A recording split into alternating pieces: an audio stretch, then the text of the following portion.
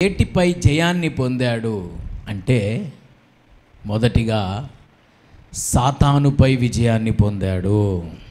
హల్లెలూయా. సిలువలో సాతాను తలను ఏం చేశాడంట? చితగద్రొక్కాడు. అపవాదిపై విజయాన్ని పొందాడు. క్లోజ్ అయిపోబోతుంది. Yes, I'm going to win అని అనుకున్నాడు. ఎవరు? సాతాను. ఐఎమ్ గోయింగ్ టు విన్ అని అనుకున్నాడు.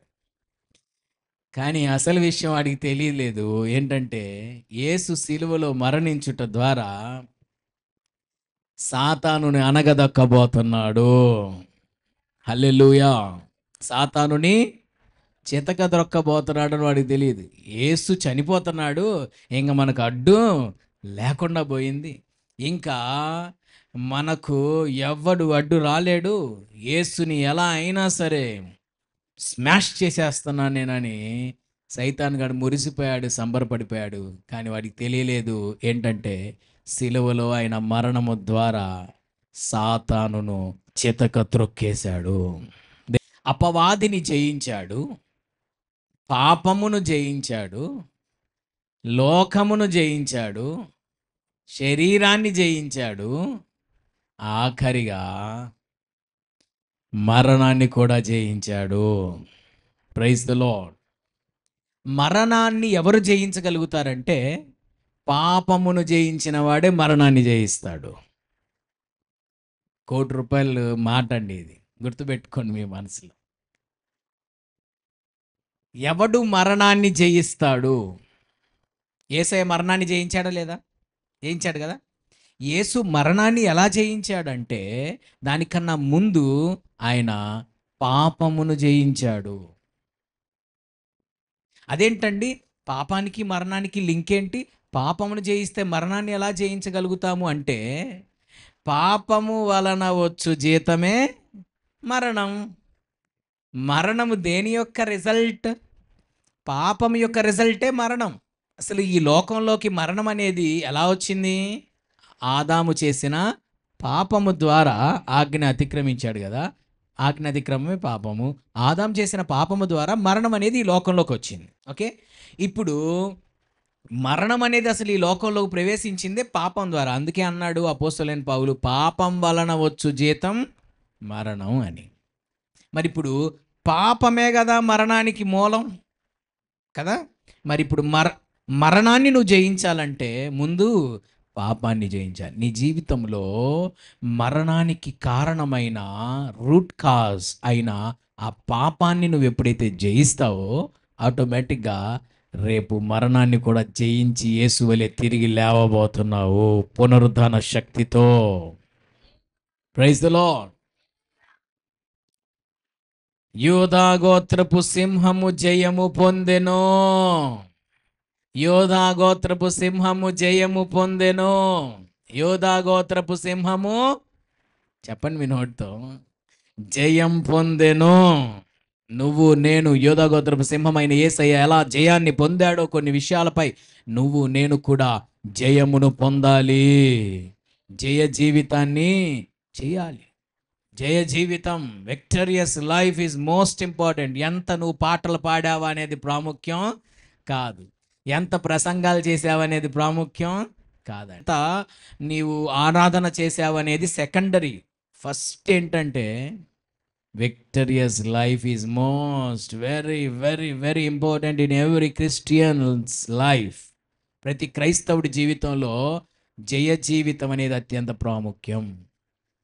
జయ జీవితం అనేది అత్యంత ప్రాముఖ్యం. నువ్వు జయ జీవితం చేయకుండా, నీ శరీరాన్ని గెలవకుండా, నీ శోధనలను గెలవకుండా, లోకాన్ని జయించకుండా, పాపాన్ని జయించకుండా, దుష్టుని జయించకుండా, నీ జీవితంలో వస్తున్న శ్రమలను శోధనలను నువ్వు జయించకుండా ఇక్కడికి వచ్చి నువ్వు ఎంత రాగాలు తీసి పాటలు పాడినా ఉపయోగం లేదు.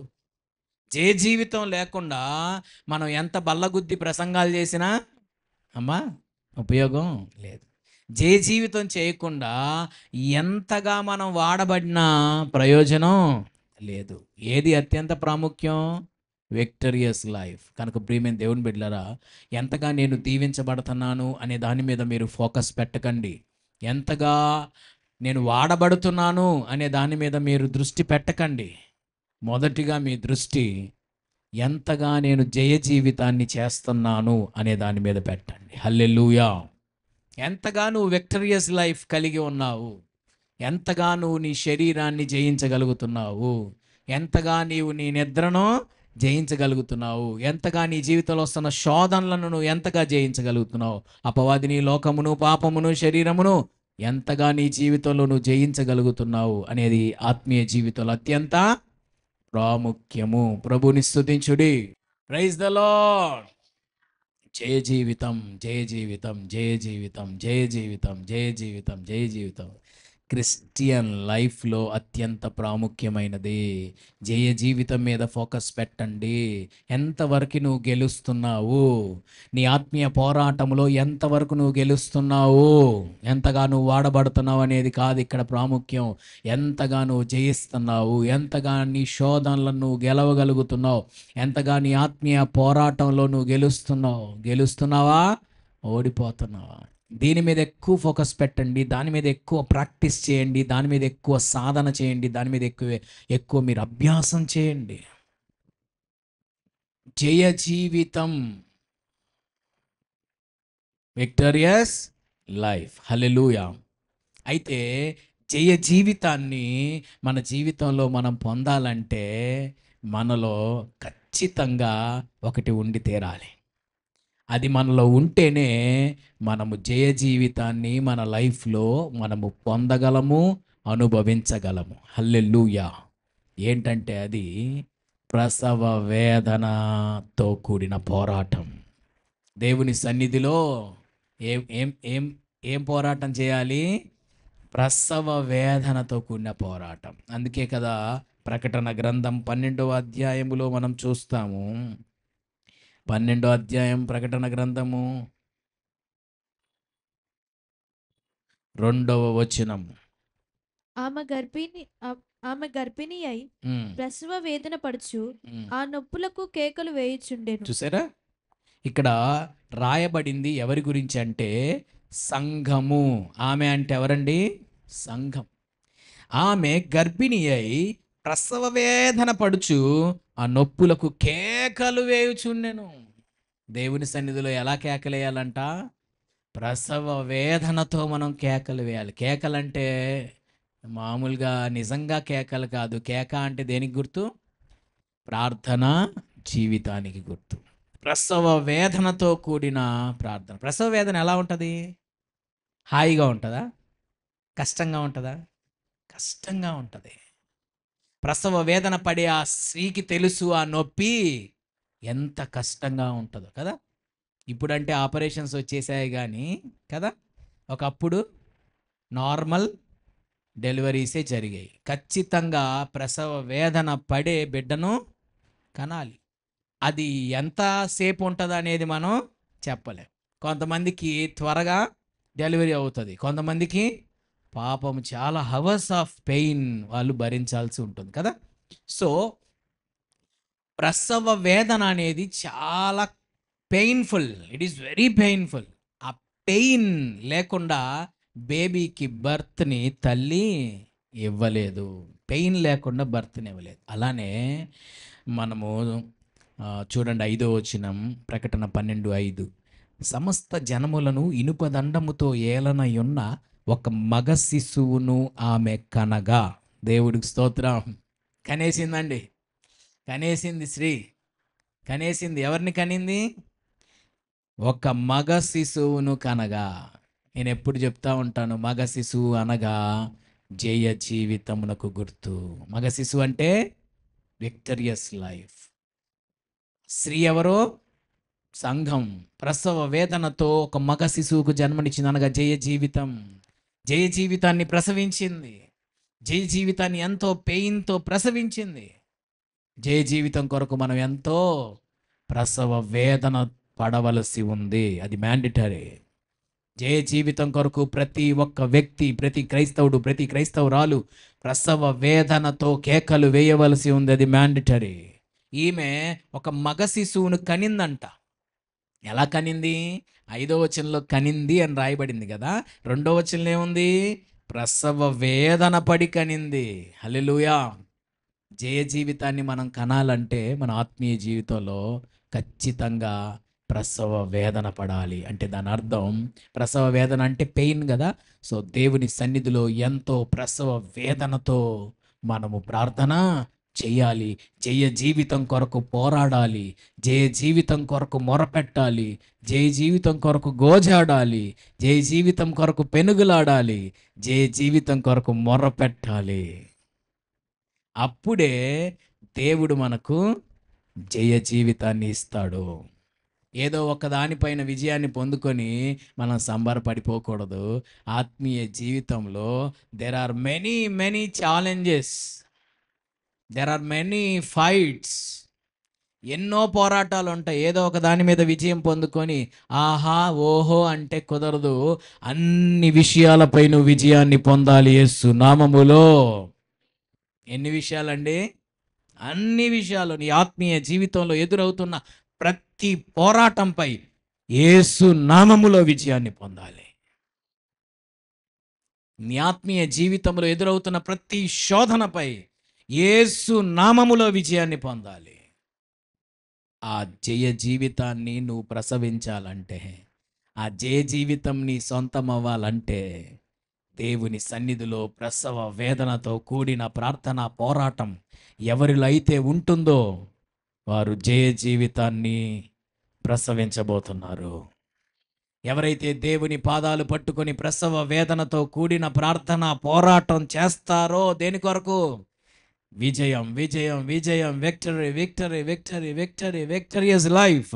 ఆ జయ జీవితం కొరకు ప్రసవ వేదనతో కూడిన ప్రార్థన పోరాటం జయం కొరకు ఎవరైతే చేస్తారో వారు జయ జీవితాన్ని పొందుకోబోతున్నారు త్వరలోనే యేసు నామములో. Praise the lord.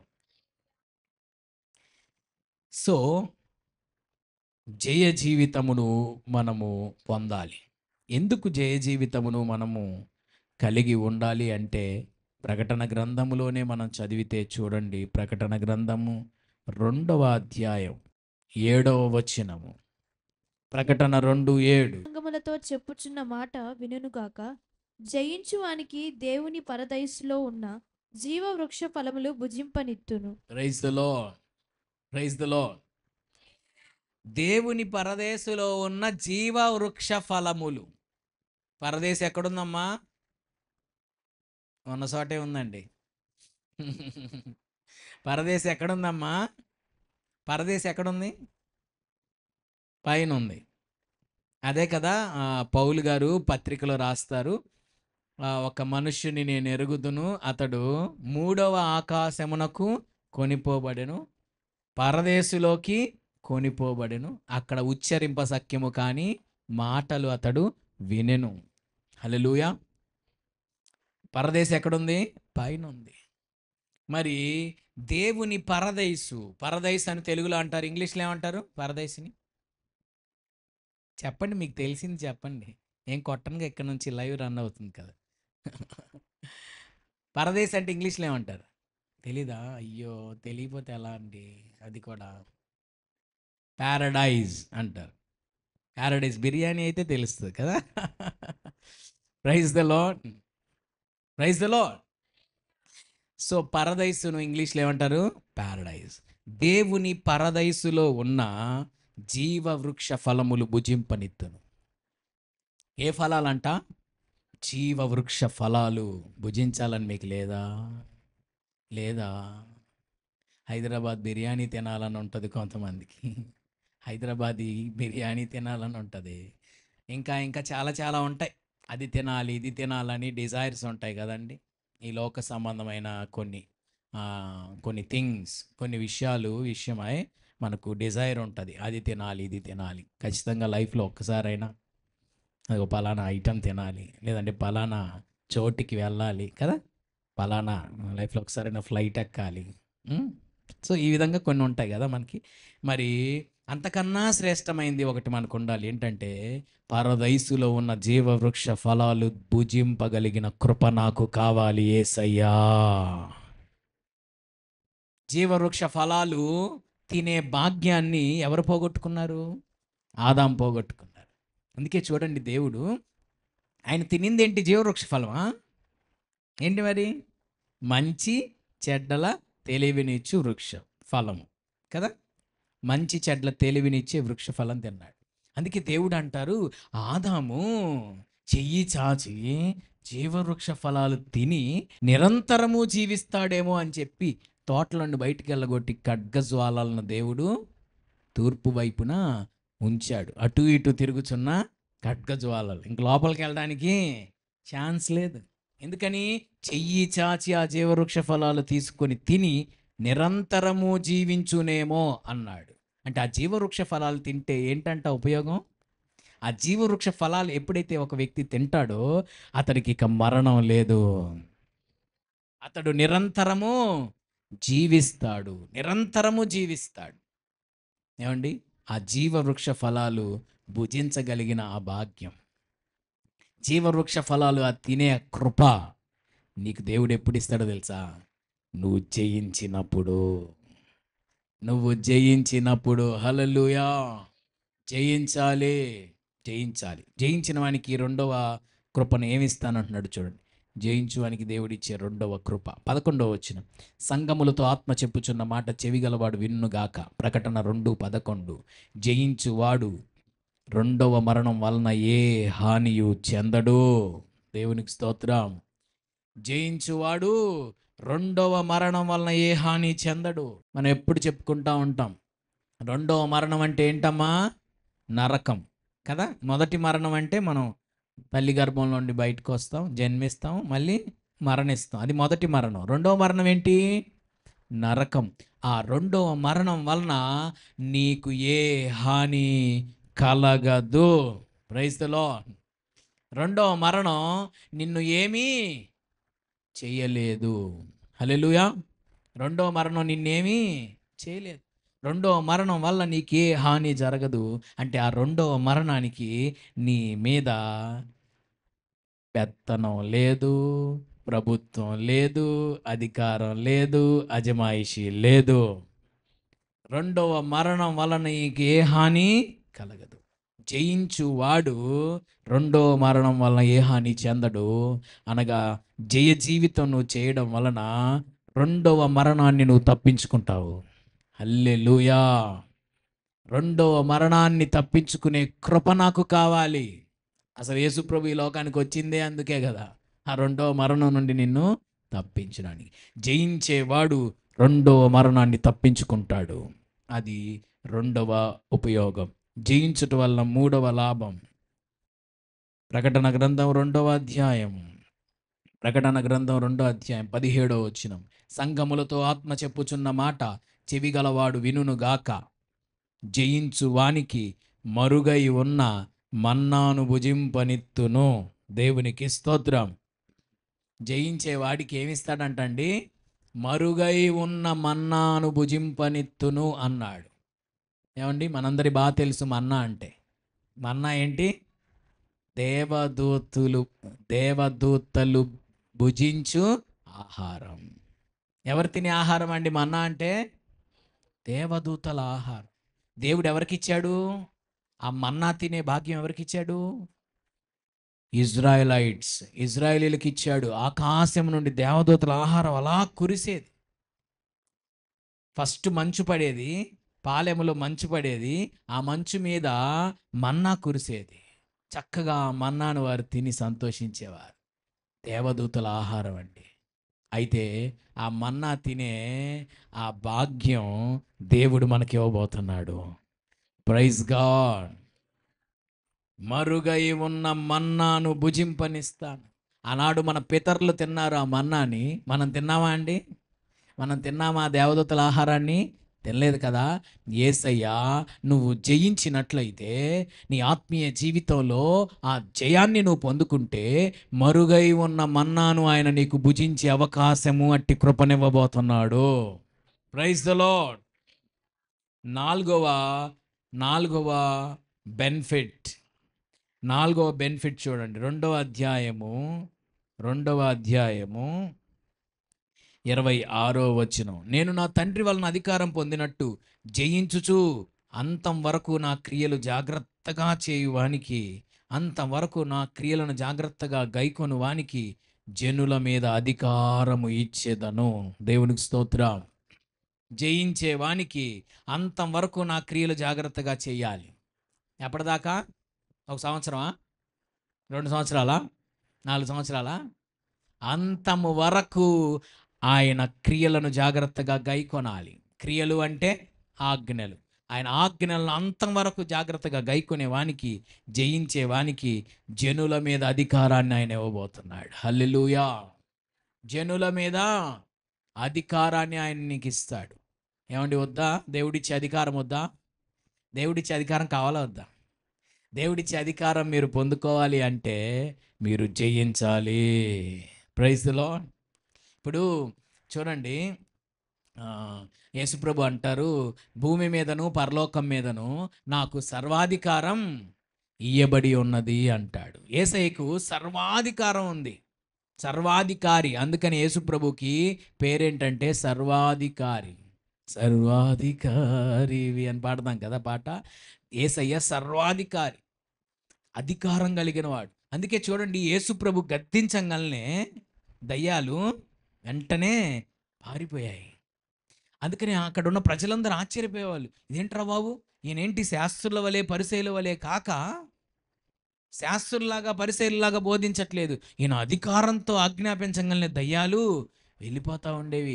యేసుప్రభు ఈ దురాత్మలకు ఆజ్ఞాపించగలవి ఎందుకు వెళ్ళిపోయినాయో తెలుసా? యేసుప్రభు సర్వాధికారి అయిన దేవుడు. యేసుప్రభు గద్దించగలనే గాలి తుఫానులు మిక్కిలి నిమ్మలం అయిపోయినాయంట.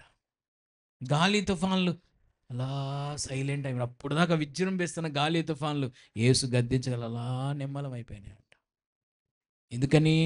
యేసయ్యకు ప్రకృతి పైన అధికారం ఉంది. యేసు ప్రభువుకి దయ్యముల మీద అధికారం ఉంది. దేవుడు మనకు అధికారాన్ని ఇస్తాడు. అందుకే చూడండి, 12 మంది శిష్యులను పిలిచి వారికి దయ్యముల మీదను రోగముల మీదను అధికారమును అనుగ్రహించానని ఉంటుంది. అబ్బా, దేవుడికి స్తోత్రం. ఆ అధికారాన్ని నువ్వు పొందుకుంటే నువ్వు గద్దిస్తే దయ్యాలు పారిపోతాయి. ఆమెన్. నువ్వు గద్దిస్తే రోగాలు పారిపోతాయి. నీవు గద్దిస్తే ప్రతి పరిస్థితి నీకు లోబడుతుంది.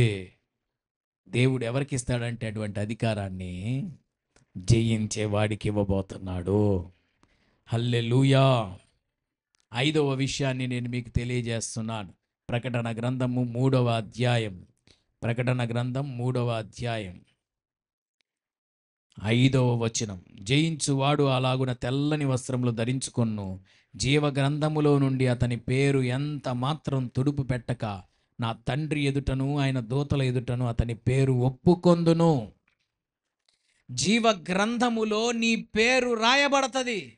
ఎప్పుడు? జయించేవాడి పేరు అంట ఎక్కడ రాయబడుతుంది? జీవగ్రంథంలో.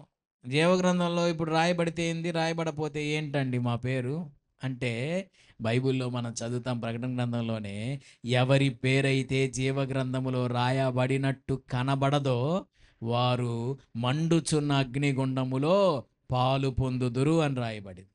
హల్లెలూయా. జీవగ్రంథంలో నీ పేరు కనబడకపోతే ఎక్కడ పాలు పొందుతావంట? మండుచున్న అగ్నిగుండములోకి ఆ ఆత్మ వెళ్ళిపోతే. జీవ గ్రంథములో మన పేరు రాయబడాలి. జీవ గ్రంథములో మన పేరు లిఖించబడాలి. ఎవరి పేరు దేవుడు లిఖిస్తాడంట జీవగ్రంథంలో? జయించే వాడి పేరు జీవగ్రంథంలో రాయబడబోతుంది. అబ్బా, జీవగ్రంథంలో నా పేరు రాయబడాలి యేసయ్య. ఎందుకంటే ప్రకటన గ్రంథం చూడండి, 20వ అధ్యాయము. ప్రకటన గ్రంథం 20వ అధ్యాయము 15వ వచనము. ప్రకటన గ్రంథం 20వ అధ్యాయం 15వ వచనం.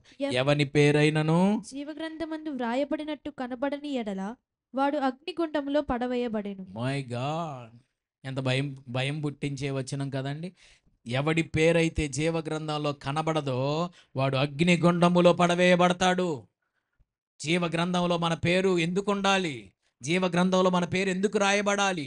జీవగ్రంథంలో ఎవరి పేరైతే రాయబడదో వారు అగ్నిగుండంలో పడవేయబడతారు. జయించేవాడి పేరు జీవగ్రంథంలో యేసే రాయబోతున్నాడు. Praise the lord. తీర్పు దినానంట ఆ జీవ గ్రంథము వేరొక గ్రంథం తెరవబడిద్ది అని రాయబడింది. అదే అధ్యాయం పై వచనాల్లో జీవ గ్రంథం తెరవబడిద్దంట. ఎందుకో తెలుసా? జీవ గ్రంథంలో నీ పేరు ఉంటే అగ్నిగుండం నుంచి నువ్వు తప్పించుకుంటావు. జీవగ్రంథం ఓపెన్ చేసినప్పుడు ఓ మై గాడ్, అక్కడ మన పేరు కనపడలేదని ఎన్ని పేపర్లు తిప్పినా, మన పేరు కనపడలేదని. చూడండి, ఇప్పుడు మనం ఏదైనా ఎగ్జామ్ రాసినప్పుడు కానీ, ఏదైనా రిజల్ట్ కోసం వెయిట్ చేస్తున్నప్పుడు కానీ, రిజల్ట్ వదిలినప్పుడు కానీ, అక్కడ మన పేరు కనపడకపోతే ఎంత టెన్షన్ వచ్చేస్తుంది కదా. మన పేరు అక్కడ కనపడకపోతే ఎంత టెన్షన్ వచ్చేస్తుంది. కొన్నిసార్లు టెన్షన్లో మన పేరు ఉన్నా కానీ కనపడుతుంది మనకి. I right? మన పేరు ఉన్నా కానీ కనపడదు అక్కడ, ఎందుకంటే టెన్షన్ అన్నమాట. మన పేరుని చూసుకొని మనమే దాటుకొని వెళ్ళిపోతూ ఉంటాం. అమ్మో అయిపోయాను పో అనుకుంటాం, కానీ అక్కడ మన పేరు ఉంటుంది. సో ఎంత భయమో అక్కడ పేరు కనపడకపోతే. మరి రేపొద్దున జీవగ్రంథంలో నీ పేరు వెతికినప్పుడు కనబడకపోతే, అమ్మో అలాంటి రోజు మన జీవితాల్లో రాకుండును గాక. జీవగ్రంథములో మనందరి పేర్లు యేసు నామములో రాయబడునట్లు అట్టి జయ జీవితం మనము చేయుటకు కృప మనకు కలుగును గాక యేసు నామములో. మరొక మాటను చదువుకుందాం. ఎన్ని అయిపోయినాయమ్మా? 5 అయిపోయాయి. 6వది ప్రకటన గ్రంథము 3వ అధ్యాయం. ప్రకటన గ్రంథం 3వ అధ్యాయం 12వ వచనం. జయించు వానిని నా దేవుని ఆలయములో ఒక స్తంభముగా చేసేదను అన్నాడు. హల్లెలూయా. జయించేవాణ్ణి నా దేవుని ఆలయంలో ఒక స్తంభంగా చేస్తాను. స్తంభం అంటే పిల్లర్ కదా. నా దేవుని ఆలయంలో ఒక స్తంభంగా చేస్తాను. నువ్వు జయ జీవితం చేసినప్పుడు యేసయ్య నిన్ను ఆయన సన్నిధిలో, ఆయన ఆలయంలో ఒక పిల్లర్ లాగా వాడుకుంటాడు. పిల్లర్ పని ఏంటండి? పిల్లర్ పని ఏంటి? భారం మొత్తాన్ని మోస్తుంది కదా. పిల్లర్స్ మీదే కదా. కొన్నిసార్లు నేను అనుకుంటా ఉంటా, కొన్నిసార్లు వెళ్తూ ఉంటే రోడ్డు మీద అపార్ట్మెంట్స్ కనబడతా ఉంటాయి. అపార్ట్మెంట్స్ అన్నీ దేని మీద నిలబడి ఉంటాయి? కింద అన్ని పిల్లర్స్ కనబడతా ఉంటాయి. నాకు అప్పుడప్పుడు ఊరికి అట్లా ఆలోచన వస్తుంటుంది, ఈ పిల్లర్స్ మొత్తాన్ని పడగొడితే అపార్ట్మెంట్ పడిపోద్దిగా అనిపిస్తుంది అనమాట. అప్పుడప్పుడు అలా ఆలోచన వస్తూ ఉంటుంది. ఈ పిల్లర్స్ మొత్తాన్ని ఇట్లా కట్ చేస్తే వెళ్ళామనుకో, అమ్మో అపార్ట్మెంట్ అంతా పడిపోయిద్దేమో అనిపిస్తుంది. ఎందుకంటే ఆ అపార్ట్మెంట్ అంతా దేని మీద బేస్ అయి ఉంటుంది? పిల్లర్స్ మీద వేసే ఉంటుంది. సో పిల్లర్ ఆ భారం అంతా భరిస్తుంది. దేవుడు అంటున్నాడు, జయించు వానిని నా దేవుని ఆలయంలో ఒక స్తంభంగా నేను నిలబెడతాను. హల్లెలూయా. ఒక స్తంభం, ఒక సపోర్టర్. మినిస్ట్రీలో ఒక పిల్లర్గా మనం నిలబడాలండి. ఒక పిల్లర్ లాగా మనం నిలబడాలి. ఆ భారాన్ని మనం భరించేవారిగా ఉండాలి, బాధ్యతను వహించేవారిగా ఉండాలి. ఆ పిల్లర్గా నువ్వు ఉన్నప్పుడే ఆ భారమును దేవుడి మీద పెడతాడు.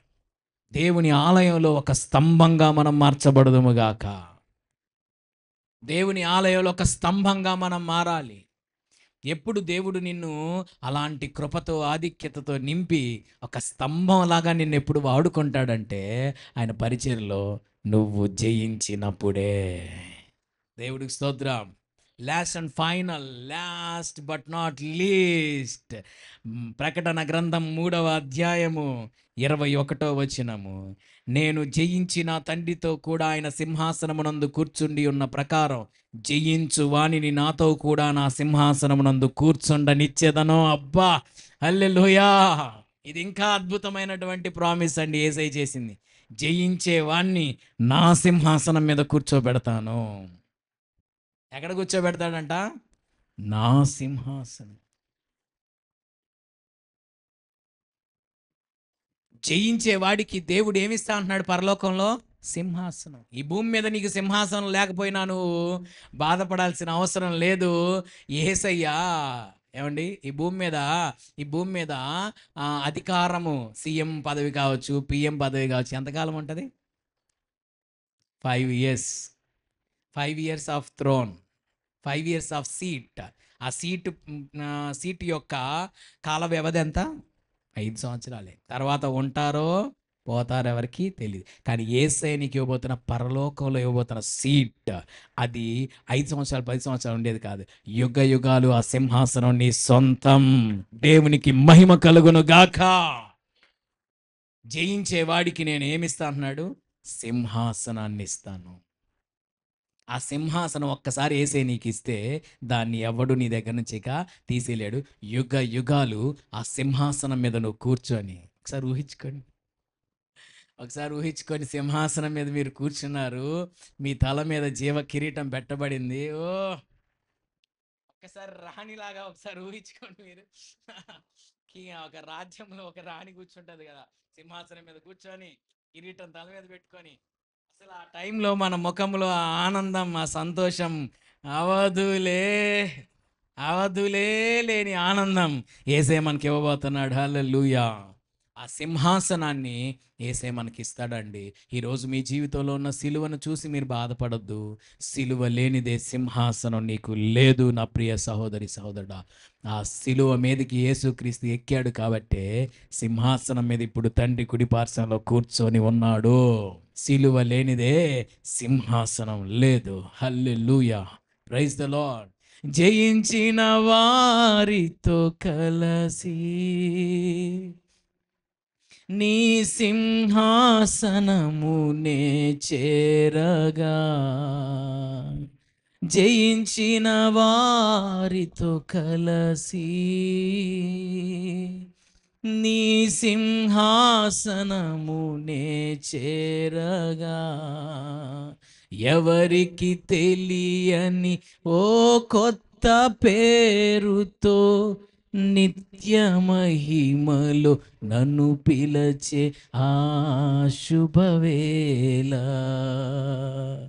ఎవరికి తెలియని ఓ కొత్త పేరుతో నిత్య మహిమలో నన్ను పిలచే ఆ శుభవేళ, ఏమౌదునో నేనేమౌదునో, ఏమౌదునో నేనేమౌదునో.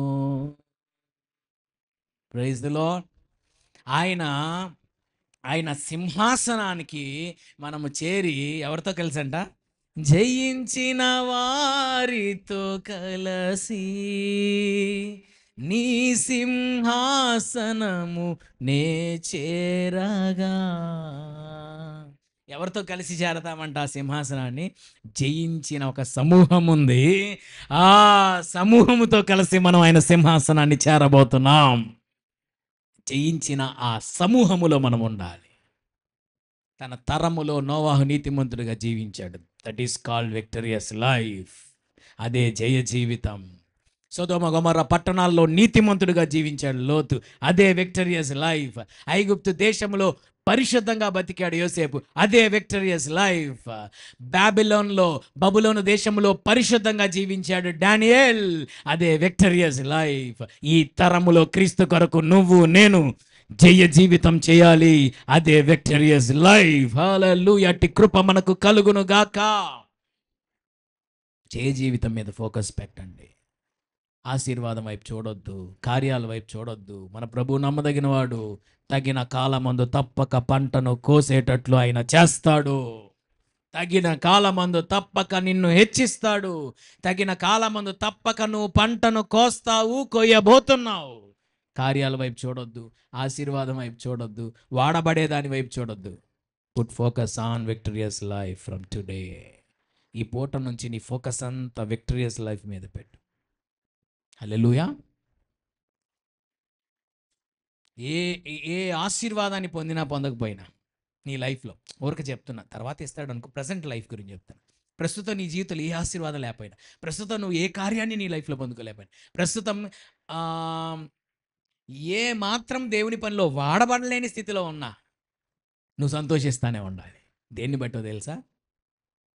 ఏమీ లేకపోయినా జయ జీవితాన్ని నా ప్రభు నాకు ఇచ్చాడు. ఆ విక్టరియస్ లైఫ్ను బట్టి నేను ఆనందిస్తాను నా ప్రభువులో. Praise the Lord. ఆ జయ జీవితాన్ని బట్టి మనం ఆనందించాలి. ప్రభువా పర్లేదు, నువ్వు నమ్మదగిన దేవుడు, ఏదో ఒక రోజు నువ్వు నా జీవితంలో కార్యం చేస్తావు, ఆశీర్వదిస్తావు, నన్ను వాడుకుంటావు. కానీ నేను ఆనందిస్తున్న విషయం ఏంటంటే, నువ్వు నాకు ఇచ్చిన ఈ జయ జీవితాన్ని బట్టి నేను ఆనందిస్తున్నాను. హల్లెలూయా. నేను గతంలో కూడా చెప్పాను ఒక మెసేజ్లో, జయ జీవితములో నువ్వు ఆనందించాలి. దేంట్లో ఆనందించాలి? ఎంతగా వాడబడుతున్నాను అనే దాని మీద ఆనందించొద్దు. జయ జీవితంలో ఆనందించాలి.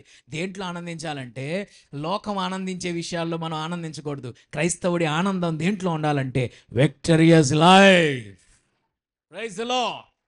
క్రైస్తవుడి ఆనందం దేంట్లో ఉండాలంటే విక్టరియస్ లైఫ్.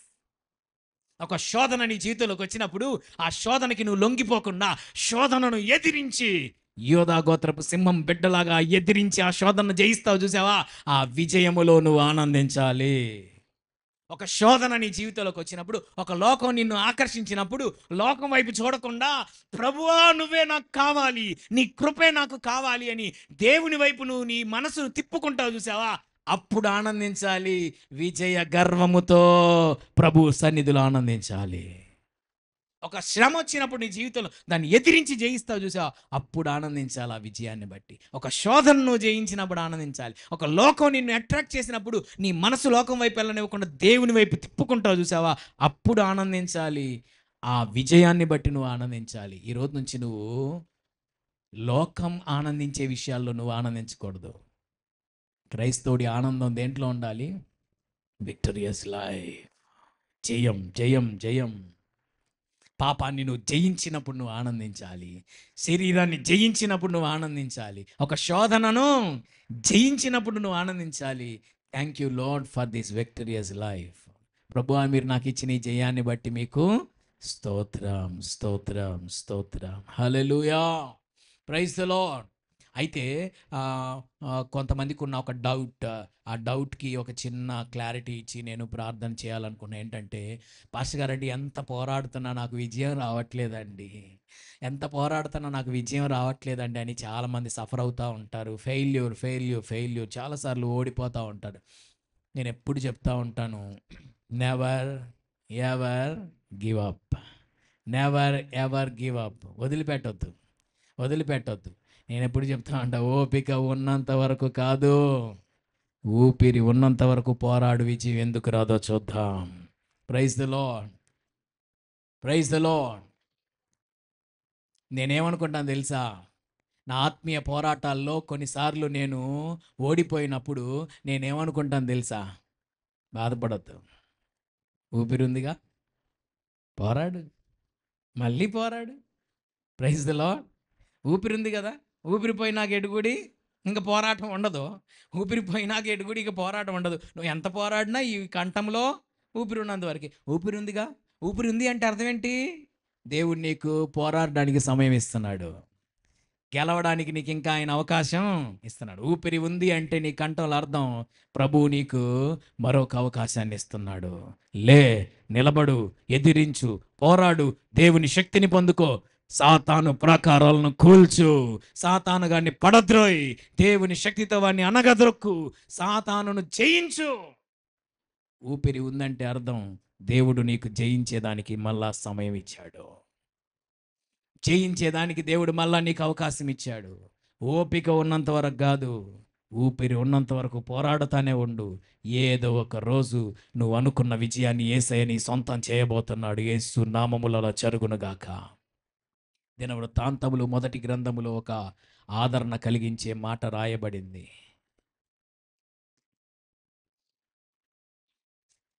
దినవృత్తాంతములు 1 గ్రంథం 5వ అధ్యాయం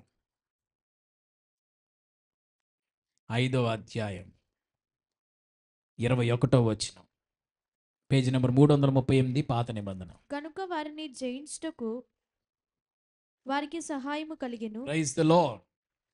ప్రైజ్ ది లార్డ్. గనుక వారిని జయించుటకు వారికి సహాయము కలిగెను. వారిని అంటే అర్థం శత్రువులను జయించుటకు వారికి సహాయం కలిగింది. ఈ మాటను బట్టి నేను మీకు ఇస్తున్నటువంటి ఎంకరేజ్మెంట్ ఏంటంటే, శత్రువులను జయించుటకు దేవుడు వారికి సహాయం చేశాడు. ఈరోజు నీ ఆత్మీయ జీవితంలో ఏ ఏ పోరాటాలు ఉన్నాయో, ఏ ఏ శత్రువులు ఉన్నారో, ఏ ఏ సమస్యలు ఉన్నాయో, ఆ సమస్యను, ఆ శోధనను జయించుటకు యేసు నీకు సహాయం చేస్తాడు. యేసు నీకు సహాయం చేస్తాడు. ఈ రోజున నువ్వు ఓడిపోతున్నావు అంటే అర్థం ఏం లేదు, బాధపడొద్దు, కుంగిపోవద్దు. నువ్వు ఓడిపోయావా ఆత్మీయ పోరాటంలో? అస్సలు బాధపడాల్సిన అవసరం లేదు. ఎందుకో తెలుసా? నువ్వు ఓడిపోతున్నావు అంటే ఆ ఓటమి నీకేమి సిగ్నల్ ఇస్తుందంటే నువ్వు పోరాడవలసినంతగా పోరాడట్లేదు, అందుకే ఓడిపోయావని నీ ఓటమి నీకు చెప్తుంది, నేర్పుతున్న పాఠం. హల్లెలూయా. నువ్వు ఓడిపోతున్నావంటే నువ్వు పోరాడవలసినంతగా పోరాడలేదు కాబట్టే నువ్వు ఓడిపోయావని నీ ఓటమి నీకు ఇస్తుంది ఒక సిగ్నల్, ఒక పాఠాన్ని నీకు నేర్పిస్తుంది. అయితే ఎప్పుడైతే నువ్వు పోరాడవలసినంతగా ప్రభు సన్నిధిలో, ఇందా చెప్పే కదా, ప్రసవ వేదనతో ప్రభు సన్నిధిలో నువ్వు పోరాడగలిగితే, పోరాడవలసినంతగా పోరాడితే తప్పక విజయం నీకు కలగబోతుంది. ఇక నాకు చాలా ఆదరణ కలిగించే మాట ఇది. శత్రువులను జయించుటకు వారికి సహాయం కలిగెను, వారికి సహాయం కలిగెను. నేను మొన్న ఈ మధ్య బెరాకా అనే అంశం మీద మాట్లాడినప్పుడు వారు కృతజ్ఞతాస్తుతులు చెల్లించారు అని చెప్పి 26వ వచనంలో 27లో ఉంటుంది, శత్రువులపై వారికి జయమిచ్చి దేవుడు వారిని సంతోషపరిచెనని ఉంటుంది. మన దేవుడు ఎవరంటే మన శత్రువులపై మనకు జయాన్ని ఇచ్చేవాడు. శత్రువు అంటే ఎవరో కాదండి, శత్రువు అంటే మన శోధనే, మన జీవితంలో వస్తున్న సమస్యలే మన శత్రువులు. వాటిపై జయాన్ని ఇచ్చి ఆయన నిన్ను రానున్న రోజుల్లో సంతోషపరచబోతున్నాడు. ఎప్పుడు వీరికి సహాయం కలిగింది జయించుటకు? చూడండి, దినవృత్తాంతాలు 1 గ్రంథం 5:20, యుద్ధమందు వారు దేవునికి మొరపెట్టగా ఆయన మీద వారు నమ్మిక ఉంచినందున ఆయన వారి మొర ఆలకించెను గనుక వారిని జయించుటకు వారికి సహాయం కలిగింది. ఎప్పుడు సహాయం కలిగింది? శత్రువులను జయించడానికి దేవుడు ఎప్పుడు సహాయం చేశాడు? దేవునికి మొరపెట్టారు. ఎక్కడంట? యుద్ధమందు. యుద్ధం అంటే మన ఆత్మీయ యుద్ధం, ఆత్మీయ పోరాటం, ఆత్మీయ సమరంలో దేవునికి మనం మొరపెట్టాలి. ఎలా మొరపెట్టారంట? వారు దేవుని యందు నమ్మిక ఉంచినందున అని రాయబడింది. అంటే విశ్వాసంతో మొరపెట్టారు. తప్పకుండా నా దేవుడు నాకు విజయాన్ని ఇస్తాడు అనే విశ్వాసంతో మొరపెట్టారు. దేవుడు శత్రువులను జయించడానికి వారికి సహాయం చేశాడు. శత్రువును జయించుటకు, నీ జీవితంలో ఉన్న ప్రతి సమస్యను జయించుటకు దేవుడు నీకు సహాయం చేయనుగాక. యెహోషాపాతు మీదకి 3 సైన్యాలు వచ్చినాయి. 3 సైన్యాలు యెహోషాపాతు మీద దాడి చేస్తే యెహోషాపాతు దేవుడికి మొరపెట్టాడు, అయ్యా ఈ గొప్ప సైన్యంతో యుద్ధం చేయడానికి నాకు శక్తి చాలదయ్యా, నువ్వే మా దిక్కుదేవా అని ప్రార్థన చేస్తే దేవుడు శత్రువులపై యెహోషాపాతుకి ఏమిచ్చాడు? విజయాన్ని ఇచ్చాడు. వాస్తవానికి 3 సైన్యాల మీద ఒక్క సైన్యం యుద్ధం చేసి జయాన్ని పొందడం సాధ్యమేనా? సాధ్యం కాదు. అసాధ్యమే విజయం. కానీ సాధ్యమైంది దేవుని కృప ద్వారా. నేను అదే చెప్తున్నా, ఈ రోజున మన జీవితంలో ఉన్న శోధనలను, పోరాటాలను జయించడం మనకు అసాధ్యమే 100%. కానీ దేవుని కృప ద్వారా అది నీకు సాధ్యం అవ్వబోతుంది. దేవుని కృప ద్వారా అది నీకు సాధ్యం అవ్వబోతుంది. దేవుని కృప ద్వారా అది నీకు సాధ్యం అవ్వబోతుంది. గొల్యాతుపై దావీదు విజయం పొందటం అది అసాధ్యం, కానీ దేవుని కృప ద్వారా అది సాధ్యమైంది. దేవుని కృప ద్వారా అది సాధ్యమైంది.